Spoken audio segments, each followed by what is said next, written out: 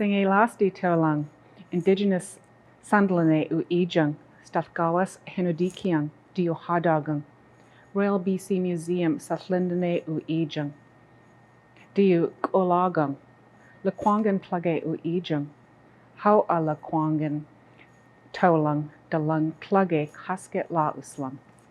Happy Indigenous Peoples Day, everyone.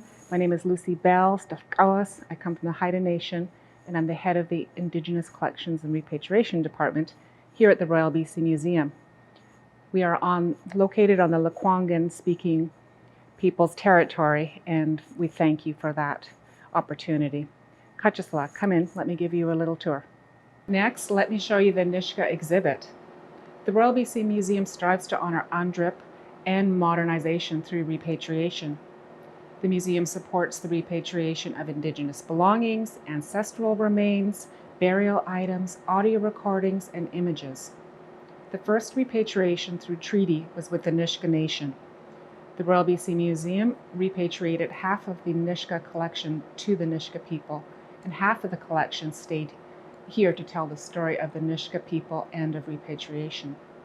While we're talking about repatriation, let me show you the repatriation handbook that we created.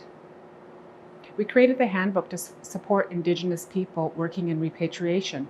Surprisingly, it's been a popular resource with global museums, and I'm really proud to say they've been reaching out and using this resource to help repatriate to British Columbia.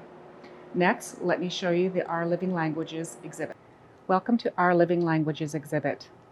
This exhibit was co-created with the First Peoples Cultural Council. It was a temporary exhibit at the time, but it is so beautiful, so important, so relevant, it's not going anywhere anytime soon. The exhibit tells the story of the 34 Indigenous languages of BC. The museum has a strong role to play in language revitalization.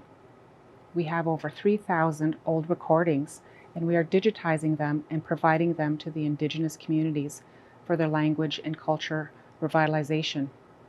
This is also a way that we honor the TRC. This is Story Woman.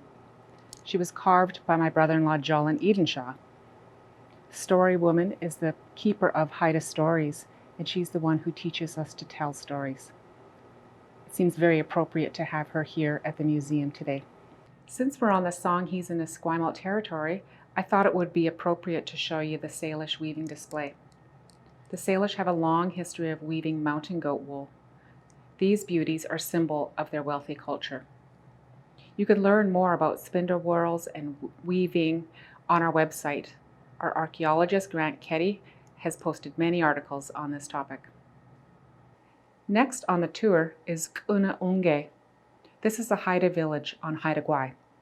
As the museum strives to honor UNDRIP and to modernize the museum, that means we're working with Indigenous people to tell their own stories. I had the honor of visiting Kuna with Gujau and his grandson Tian. We went to their ancient village. With the help of elders from the Skidegate Haida Immersion Program, we put the old Haida names back on these houses shown in the model.